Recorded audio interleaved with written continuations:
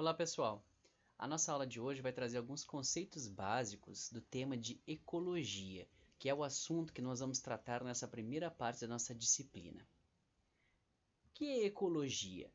A palavra ecologia, ela vem lá do grego e ela é a união de duas palavras diferentes, onde a gente lê a primeira palavra aqui que se escreve desse jeito, oikos, mas que a gente lê na verdade em grego como ecos, e a palavra logos. Tá? Logos, assim como a gente tem essa mesma palavra em biologia, e aí a gente diz que bio é vida, logos, que seria logia, é o estudo, então biologia é o estudo da vida, a mesma coisa a gente fala da ecologia, onde o logos é o estudo e o ecos é a casa. Tá? Então seria como se fosse o estudo da casa. Mas a qual casa esse estudo está se referindo?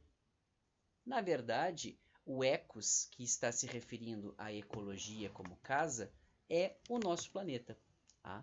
Então a ecologia, ela é a disciplina que vai estudar como o ambiente onde nós vivemos, que é o nosso planeta. Então, afinal de contas, o que a ecologia estuda? A ecologia vai estudar as interações que acontecem entre os seres vivos, então, uma pessoa interagindo com um animal, ou um animal que vai interagir com outros animais ou com plantas e assim por diante, e também desses seres vivos com o ambiente no qual eles vivem. Então, um indivíduo vive em um ambiente determinado, ou vive numa cidade, ou vive numa floresta, ou vive dentro de um lago. Como que esse indivíduo interage com as outras espécies que estão lá dentro desse lago, por exemplo, e como que esse indivíduo interage com o ambiente que é o próprio lago. Dentro da ecologia, nós podemos estudar a interação dos indivíduos com o meio, e aí o indivíduo pode ser um indivíduo de qualquer espécie. Tá? O indivíduo pode ser uma pessoa, o indivíduo pode ser um urso, o indivíduo pode ser uma formiga, ou um indivíduo pode ser uma árvore, uma planta qualquer. Tá? Então, cada representante de uma espécie é um indivíduo. Então, como que esse indivíduo interage com o meio que ele vive? Também podemos estudar em ecologia a interação dos indivíduos de uma mesma espécie que vão habitar uma mesma região. Esse é o chamado conceito de população.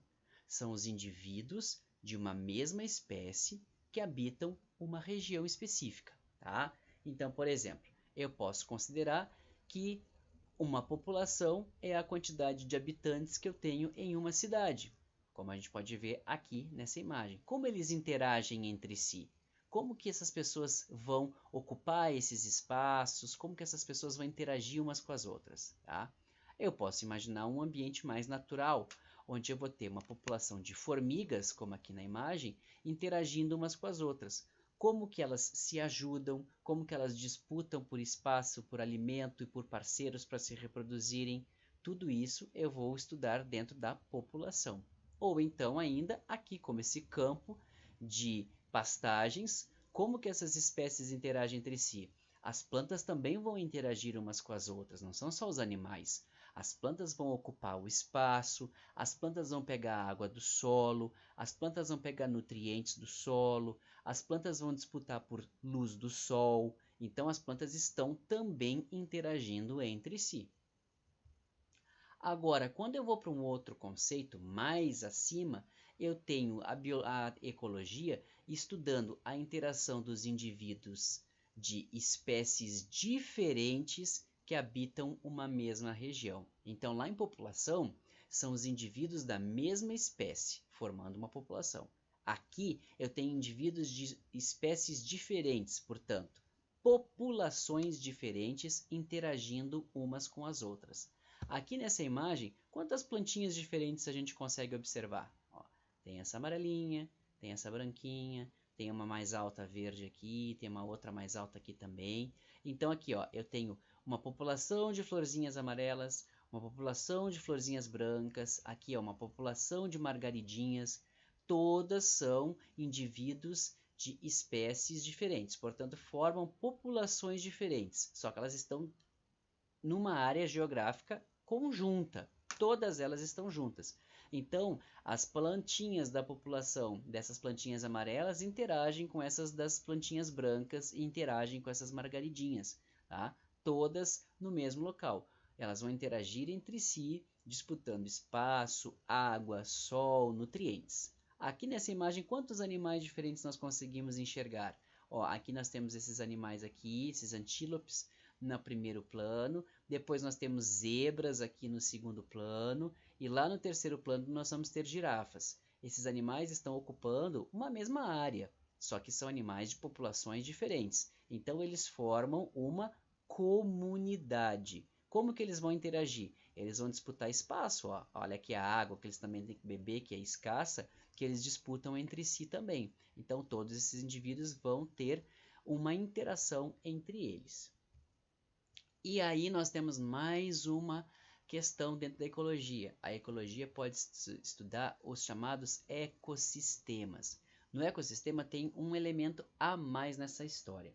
Nas comunidades, o que a gente avalia? Populações de espécies diferentes. Então, aqui vai ter uma espécie de árvore, aqui vai ter outra diferente, e elas vão formar populações que interagem entre si. Quando a gente fala de ecossistema, nós estamos falando do quê? Da interação dessas espécies aqui, umas com as outras, portanto, populações de espécies diferentes interagindo umas com as outras na questão da comunidade, e aí nós inserimos mais um elemento, que são os elementos do próprio ambiente, como a água, a temperatura, a luminosidade, né, que é a luz do sol. Então, todos esses, os ventos, todos esses elementos são elementos chamados de elementos não vivos do ambiente. E quando a gente estuda um ecossistema, a gente estuda como que esses elementos interferem no crescimento das espécies que habitam esse local. E aí, então, eu estou estudando um ecossistema, que é o conjunto de indivíduos vivos do ambiente, mais os elementos não vivos do ambiente, tá? Como a água, como o solo, como a luz, como a temperatura. E por fim, quando a gente vai acima do conceito de ecossistema, a gente vai trabalhar com o chamado conceito de biosfera. Biosfera é o conjunto de todos os ecossistemas do planeta, tá? Como que eles interagem entre si. A biosfera, ela vai ser a região do planeta que é ocupada por organismos vivos.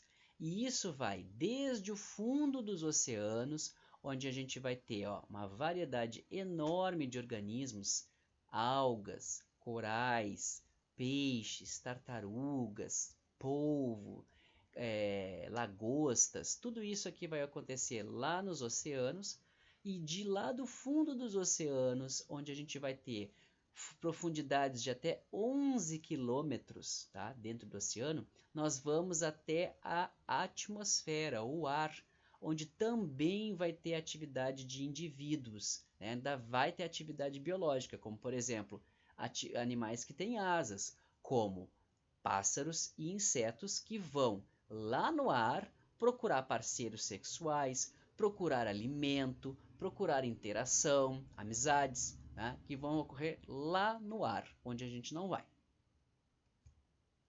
Então, essa biosfera ela é formada por três elementos diferentes. A chamada atmosfera, que é a parte formada por gases, né, que é a parte de ar lá em cima. A hidrosfera, que é o conjunto das águas, que aí vai incluir os oceanos, os rios, os lagos, etc. E a chamada litosfera, que é a parte constituída por terra. E aí na terra nós vamos ter aqueles organismos que vivem acima da terra, e nós também vamos ter organismos que vivem abaixo da terra. Tá? Então, quando a gente está falando em litosfera, a gente considera a camada superficial da Terra, onde nós, por exemplo, seres humanos, vivemos acima da superfície da Terra, mas a gente também considera as camadas abaixo, porque tem organismos que vão utilizar essas áreas para viverem. Dois exemplos que a gente pode dar aqui, ó. Uma árvore que parte do corpo da árvore, que é o sistema de raízes, vai crescer dentro do solo, procurando por água e por nutrientes. Então, a planta vai sempre ter uma parte para fora do solo, que é a parte que procura luz, para fazer os seus processos de nutrição e uma parte que fica dentro do solo, onde ela vai procurar água e nutrientes. E nós também temos exemplos de animais que são os chamados animais cavadores, que são animais que vivem abaixo do solo, em tocas ou então em grandes sistemas de túneis, que é o caso, por exemplo, como na foto aqui do tatu, que é um animal cavador, mas nós também temos muitos outros animais que vivem abaixo do solo em sistemas de túneis, como é o caso das formigas e das minhocas. Então, quando a gente fala de ecossistema, é importante a gente lembrar que estamos falando de dois tipos diferentes de elementos, os chamados elementos vivos, que recebem o nome de fatores bióticos. Aí vai ser tudo que está vivo nesse ambiente: animais, plantas, fungos, bactérias, tá? E os chamados elementos não vivos, que recebem o nome de fatores abióticos, que vai ser a luz, quanto de luz tem nesse ambiente, qual que é a temperatura, a umidade, os ventos, a presença de água, etc. Mas por que a gente vai considerar na ecologia estudar aquilo que não está vivo? Porque aquilo que não está vivo, que são os chamados elementos abióticos do nosso sistema, eles vão interferir em como que as espécies vivem nesse sistema. Vamos pensar um pouquinho sobre isso. Primeira coisa, elemento não vivo, fator abiótico, um deles, um dos mais importantes, a temperatura. A temperatura não afeta o jeito que a gente funciona? Quando está muito quente, a gente não se sente cansado, menos disposto, com dificuldade para realizar as nossas atividades? E quando está muito frio, a gente também não se sente com dificuldade para fazer algumas atividades ao ar livre, porque a gente sente frio e sente desconforto por causa desse frio? Então, assim como nós humanos conseguimos sentir a diferença da temperatura e essa diferença da temperatura afeta o nosso funcionamento, os animais e as plantas também são do mesmo jeito, tá? Quando existem plantas que não conseguem viver em um ambiente onde faz muito calor ou onde faz muito frio, do mesmo jeito os animais. Já reparou que existe maior variedade de plantas e de animais em ambientes onde faz calor e chove bastante, como é o caso da floresta amazônica? Lá é quente o ano todo, mas não é um calor excessivo, 30 e poucos graus, tá? Não é 40 e tantos graus, 50 graus, como pode acontecer, por exemplo, num deserto. É um ambiente onde a temperatura é quente, abafada, mas é relativamente estável e suportável o ano todo. E chove muito lá. Então, é um ambiente onde vocês vão ter muitos animais vivendo, porque vai oferecer água e temperatura adequada para esses animais viverem, essas plantas viverem. Então, a gente vai ter muita diversidade de organismos. Agora, em ambientes muito frios, como a gente tem, por exemplo, perto dos polos, não tem quase nenhum organismo vivo sobrevivendo nessas condições. Por quê? Poucos organismos são adaptados ao frio muito intenso dessas regiões e à falta de luz e de alimento que existe nessas regiões. Assim, é muito difícil que a gente encontre grande variedade de organismos, tanto plantas quanto animais, vivendo em lugares muito frios. Assim como também vai ser difícil achar em lugares muito, muito quentes. A luminosidade também é importante. A luminosidade faz com que a gente tenha diferenças de luminosidade, de quanto a luz chega num ambiente, dependendo do local onde a gente está. Essa foto mostra para a gente bem claramente isso. A gente tem um campo onde não tem árvores e aqui a gente tem o sol dominando aqui. Todas as plantas pegando muito sol, sol direto, e essas plantas estão adaptadas a essa condição aqui, de muita iluminação em cima delas, tá? Isso faz com que o ambiente fique mais quente, mas ao mesmo tempo também fornece luz para as plantas poderem se alimentar ao longo do ano todo. Ao passo que aqui dentro de uma mata fechada, a gente já encontra o quê? O ambiente é mais escuro, porque as árvores lá em cima bloqueiam a entrada de luz e as plantas que estão aqui embaixo recebem bem menos luz. Então essas plantas vão ter que se adaptar a um ambiente sombreado. Isso é mais limitante. Nem toda planta consegue viver num ambiente assim sombreado. Então a planta tem que estar adaptada a essa condição. Isso também vai nos levar à conclusão de que, se vocês observarem bem, a gente tem uma variação da quantidade de luz que a gente recebe ao longo do ano, tá? por causa da inclinação da Terra. Vocês devem lembrar isso aqui lá das aulas de geografia. Então, quando a gente está aqui bem nos trópicos, aqui nessa região próxima do Equador, a gente tem basicamente, por causa da inclinação da Terra, a mesma quantidade de luz o ano todo. Mas quando a gente vai se afastando e vem aqui para o sul, aqui onde a gente mora, a gente encontra variações na quantidade de luz ao longo do ano. É só vocês verem quanto tempo dura o dia no verão, quanto tempo dura o dia no inverno. Que horas o sol se põe no verão? O sol se põe no verão depois das 7, 7 e meia, 8 horas às vezes. Enquanto no inverno, 5 horas da tarde, o sol já está se pondo e o dia é bem mais curto.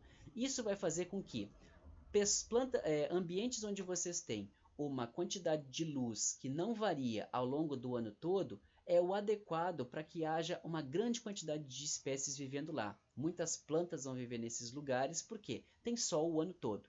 Agora, quanto mais próximo estiver das regiões dos polos, maior vai ser a variação de luz ao longo do ano. Então, no verão vai ser luz quase o dia inteiro e no inverno vai ser escuro quase o dia inteiro.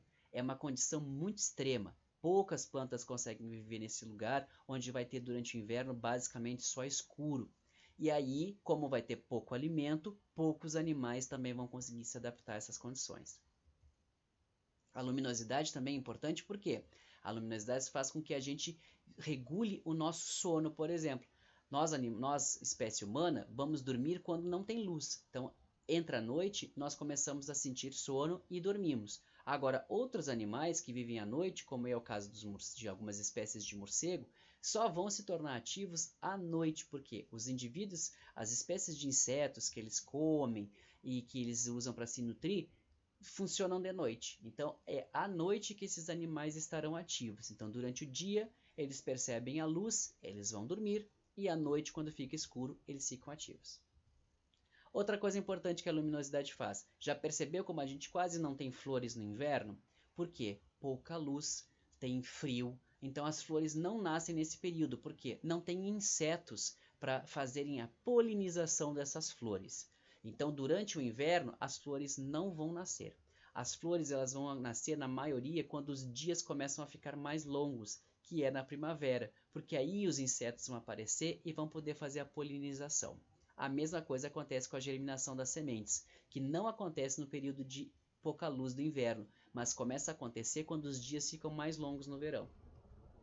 Outra coisa importante é a umidade e a precipitação. Precipitação quer dizer chuva. Umidade pode ser vapor de ar no ambiente, de água no ambiente, tá? As plantas, como são organismos que não se mexem, precisam para sobreviver que haja chuva no ambiente em abundância, para que ela consiga capturar a água do solo. A planta, quando sente sede, não pode se movimentar e procurar água. Ela precisa que a água chegue até ela, tá? Por isso que no deserto, as plantas precisam ser extremamente bem adaptadas a essa condição para viver. E por isso que existe pouca planta no deserto, porque são raros os casos de plantas que conseguem viver numa condição onde tenha muito pouca chuva, tá? Mesma coisa os animais. Alguns animais, como é o caso, por exemplo, do caracol, eles precisam de viver num ambiente sempre úmido, porque eles não conseguem viver num ambiente mais seco, porque eles não conseguem regular a perda de água no corpo deles. Então eles têm que viver em ambientes sempre úmidos por conta disso. Agora, para terminar, dois conceitos que são importantes para a gente recordar, tá? O conceito de habitat e o conceito de nicho, tá? Para não confundir. O conceito de habitat quer dizer o lugar onde a espécie vive. Se nós lembrarmos aqui de vocês, onde vocês costumam, nós podemos considerar que o habitat pode ser o quê? Bagé, a cidade onde vocês vivem. Ou então nós podemos considerar que um habitat de vocês também é o instituto, o campus do Instituto Federal em Bagé, que é um lugar que vocês costumam habitar. Então o habitat é basicamente o local onde essa espécie, esse indivíduo vive. Se nós considerarmos uma espécie natural, um animal ou uma planta, nós vamos dizer que esse animal pode viver, por exemplo, numa lagoa ou pode viver numa floresta. Então, isso é o habitat. Quando eu falo para vocês floresta ou lagoa, eu digo, ó, essa espécie vive numa floresta, essa espécie vive numa lagoa. Vocês já conseguem ter ideia do tipo de ambiente onde essa espécie vai viver, né? Uma vai viver junto de água ou dentro até mesmo dessa água, enquanto a outra vai viver junto de árvores em solo seco e vai ter outros tipos de variações nesse ambiente onde ela habita que o pessoal da lagoa não vai enfrentar.